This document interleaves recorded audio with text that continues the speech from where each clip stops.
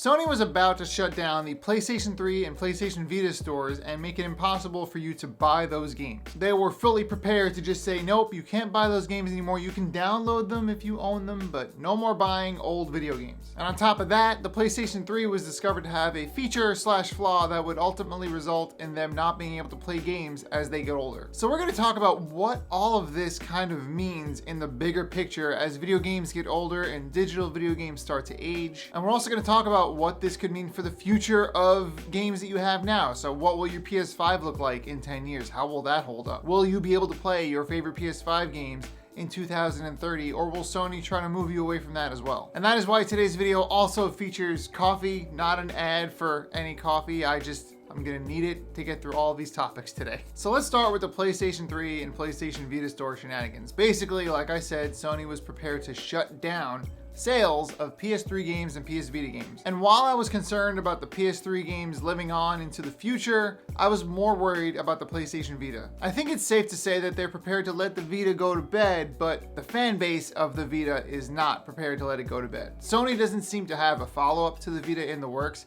I think they're done with the mobile gaming market, but like I said, there are plenty of people who love the PlayStation Vita and do not want those things to become old and useless as time goes on. Granted, the PlayStation Vita probably isn't going to live forever ever, but I do think that it's lasting a lot longer than Sony might have anticipated. Anyway, they were going to shut the store down. They didn't, and the only reason they're not shutting these stores down is because of fan outcry.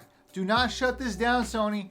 Don't leave me hanging. I want to use my PS3 forever. And basically Sony's response was, we made the wrong decision based on how you reacted. But there was definitely a reason behind this decision. They're definitely trying to move us away from the old and into the new. Now, whether this means they have big plans for the PlayStation 3 library and the Vita library is not announced. We'll never be able to know that until they lift the curtain and show us. But it really was interesting to see how ready they were to do that, how ready they were to say no to all that money that people might want to spend in 3 years on their PlayStation 3 games. And of course, every technology company wants to move their customer base forward with them. They don't want them to be stuck in the past on something that was great. They want them to play with their brand new toys and spend money on their brand new item. The thing that strikes me is the PlayStation 5. Now, it can play most of the PS4's games, which I think is a great feature. But what I'm catching on to is that Sony only adds these features when they realize they need to make up some ground with the fan base. It is my honest belief that they put the PS5 disc version and the PS5 digital version out there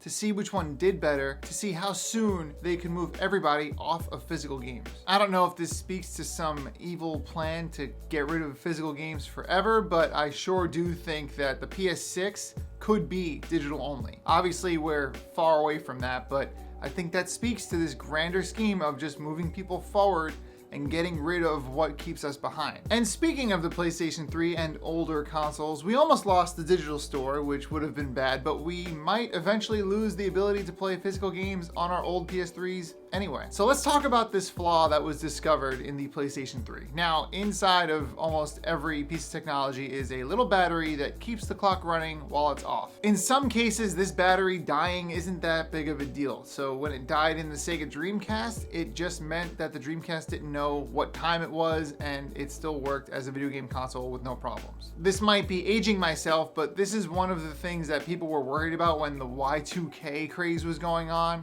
I mean, they were concerned that the clocks didn't know how to count up to 2000. Yeah, technology and their clocks has always been a cause for concern, and in the PS3's case, I think it's pretty real. The issue is that there is a check every time the PlayStation loads up a disc to see if this is a limited time offering game or not, like a demo that would expire or something. The main problem with this is that it does this check against the console's internal clock, which is powered by a battery that can eventually die. The other issue is that this check to see if a game is expired happens against everything the PlayStation tries to load. So even if you have the physical copy of the game you want to play, it still checks to see if that game has expired or not. If this check doesn't pass, then the console doesn't load the data or the game that you're trying to load, and it doesn't play games anymore. This is essentially a ticking time bomb, for lack of better phrasing, inside of all of our PlayStation 3 consoles. And depending on your outlook on the PlayStation 3's place in your life, this might not be a big deal. So what? I haven't played my PlayStation in 3 years.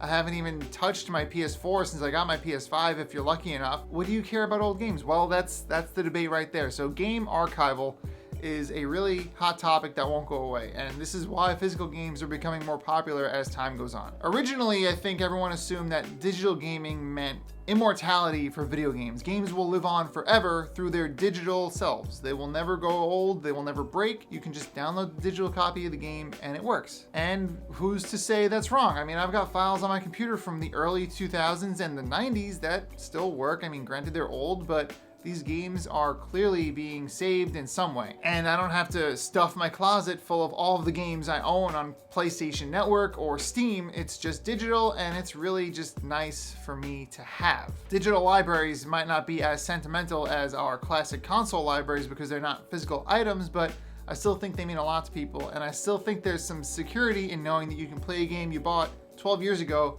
today. And to me, that's the whole point of digital content. Things don't need to age. You don't have to go find the right camera to play the right video tape or whatever. And in this case, it's actually being proven that maybe they are not as immortal as we want to believe. It's almost as though we're being shown this existential crisis for our digital games. What we once thought would never go away and perish, now very likely will. This is a little too deep for how I usually go with my videos. Usually I like to play weird games and talk about them, but I thought this was necessary. I think this is a great topic, and games like Tokyo Jungle, where you play as an animal in an abandoned version of Tokyo, will possibly be unplayable.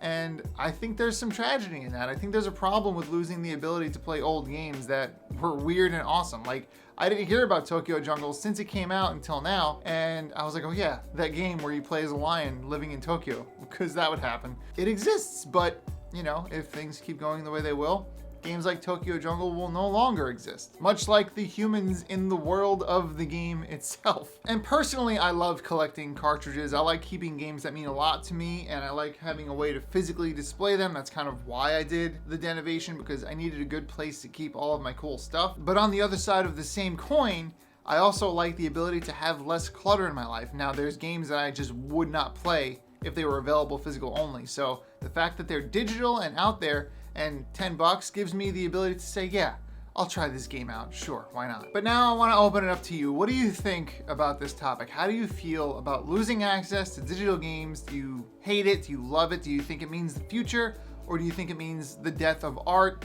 Both of these are applicable answers, so let me know in the comments. I'm really excited to talk about this one. If you liked the video, like it, and make sure you're subscribed, because as always, I'll be making videos every week, and hopefully I'll be streaming soon. I gotta figure out my schedule, but I promise you it's coming. In the meantime, I hope you have a great day, and I'll see you in the next video. Where's my coffee? Wait, where's my coffee? I need that. No, let's get that. Lost my coffee. Video's canceled. How does one lose coffee?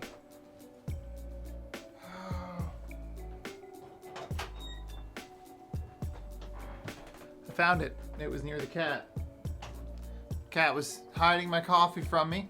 My new shelf system doubles as a cup holder. That's amazing.